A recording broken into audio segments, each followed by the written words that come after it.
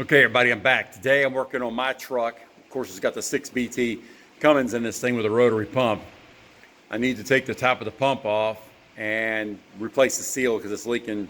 It's dripping, man, ferociously around the pump. And I'm going through more diesel than I'm using through the engine. So I'm going to go ahead and pull the top off and kind of give you an idea of what it's going to take to fix it. Here's the injection pump that's in question. I believe it's leaking down around this base right here, and you've got a couple screws that hold it together. If you can see, I don't know if I can get it in there or not really good to show you, but there's one right here. Right there's an Allen head, and then under this linkage right there's one underneath the linkage. And then of course there's one right here, one right there, and then one in behind. And behind it really crevice down there. So I'm going to take that out and we're going to see what's going on here. Top has been removed, as I can show you here.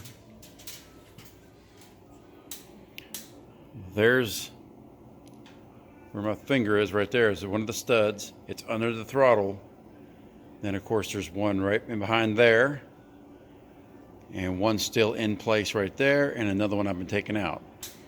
But as you can see, this thing has a little cam. It's got a spring loaded, and then there's an actuator right here, a little foot that's got extreme pressure on. That's for the part of the governor assembly. If you look real careful right here. And these are two separate moving parts. Now there's a spring that goes in here with a little keyway with a spring on it on that as well.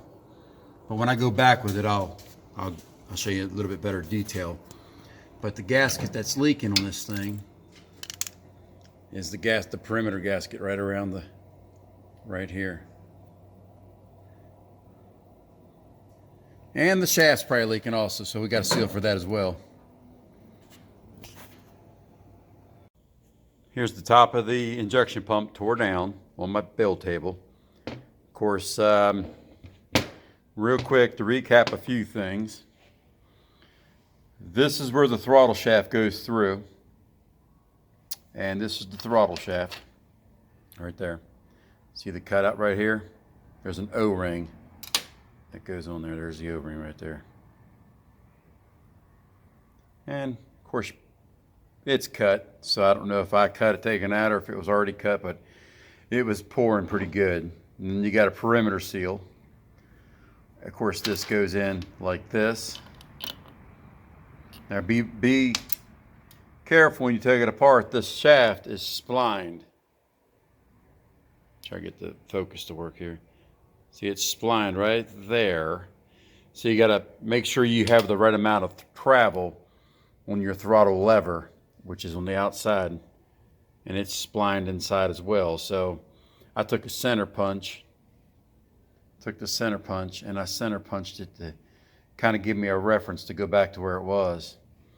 Then you got all this built. You got to build this back up the way it was on top of the throttle and put the bolts back in. Well, I also took out the side shaft for the cutoff, and there's an O-ring in there as well, and there's the lever for that. So that's, if you're going to be there doing this, you might as well do all the seals you can. So okay, so I've taken the injection pump off of the truck. The thing was leaking at the top, or so I suspected. Well, it was the back where the injectors go to. There's an O-ring in there. I had the top off and it was still dripping. I was like, oh no. So I removed it, turned it upside down on my table, let gravity help me here. And as you can see, there's an O-ring right here. There's going to be two springs. Now them springs are loose. You put some trans gel or Vaseline or something to hold them in place. Preferably Vaseline or trans gel. Do not use grease, because grease has a hard time breaking down and can clog up your injectors, do other things. So don't do that. As soon as this sees heat, it dissolves. Well, the little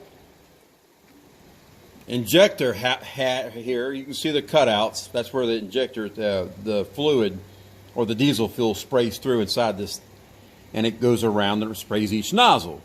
It's kind of like a distributor if you want to put it, you kind of get your head wrapped around how a distributor works with a rotor button. Well, this thing has two locating ears. One at the very bottom of this shaft, there's an ear, so it locks in. I can't turn it. See? Can't turn. I'd have to turn the whole main shaft. And then there's an ear down in here that locates on this collar, and this collar slides up and down. See? See it moving? All right. The key is to keep this one locked into this housing, this block, and at the very bottom, keep that one locked in. Well, you say, well, that's going to be kind of hard to hold. And you're right, it is.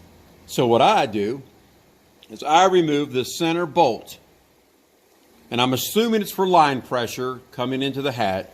I'm assuming that's what it's for, because there's a crush washer. Take it out, and there's a hole all the way through. Well, if you take a long pick, once you replace the O-ring, get it, lube it up pretty good with Vaseline. Vaseline needs to hold them in because that's got to bump against this block.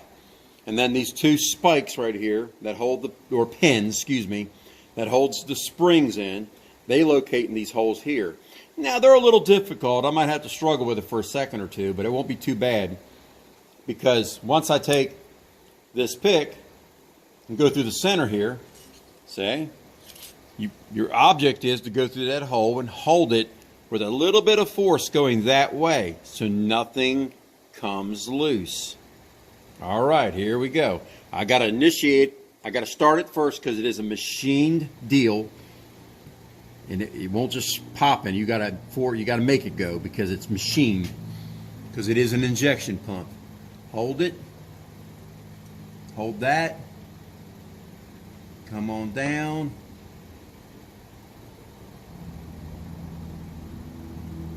It's gonna be a little tight because of them pins. Come on, baby.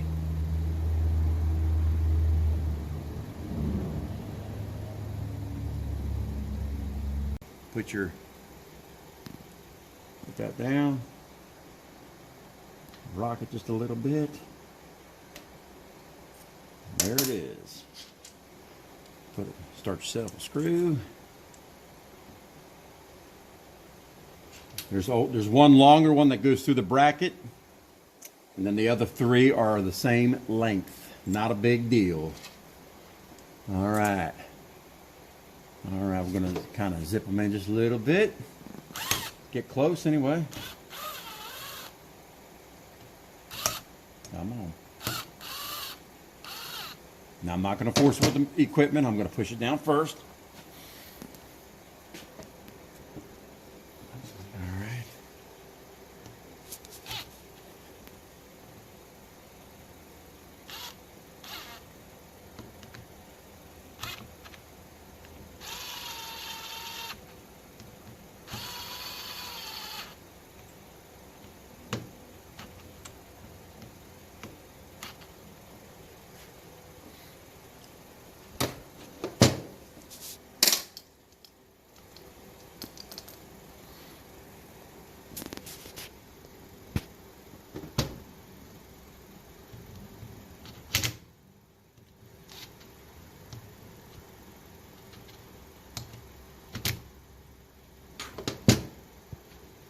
There it is.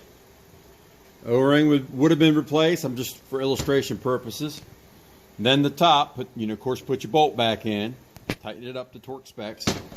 Now the top, everybody wonders how you can get these little keyways in, and that little stop. Well, that's a booger, I'm gonna tell you, because that hits this shaft right here. You got to back this shaft out all the way. There's even an O-ring on this shaft. You want to replace it. Back it all the way out so there's nothing hit it. That way you don't have a problem that hitting something. This is spring loaded. And if you take and put it in, It's a little bit of an act to get it in there, but it'll go.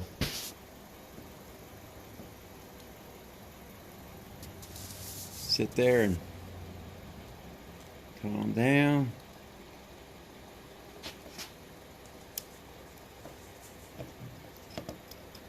Oops. Ooh.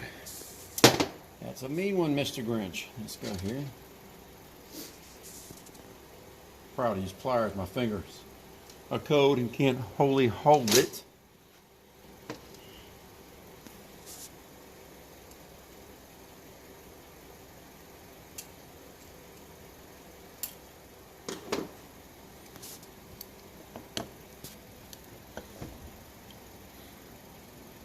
Of course, I'm doing it this way because this is how you would want to do it on the truck. Now, if you're off the truck, of course, I can just take it loose right there.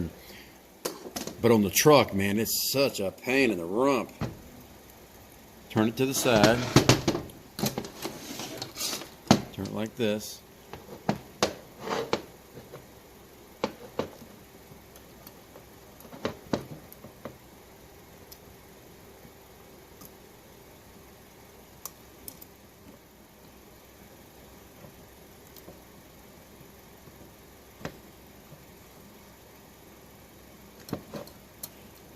There it is. See how I've done that? Flip it back up. Get your housing back on. Now this side here, you'll have to turn your throttle, put your Allen head in, and screw it down as you go with it. It's not a big deal. A lot of people make it out to be one, but it's really not.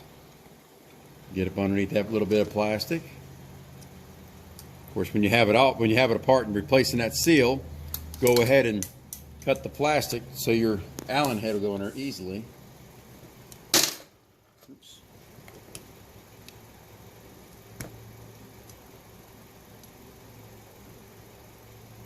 Screw it down, start it. About halfway there. Start the back side right here. Of course, it helps if you got a ball like this, that we can come at an angle, but you get the gist of it. Till the next time, just remember, I'm an honest man trying to run an honest business.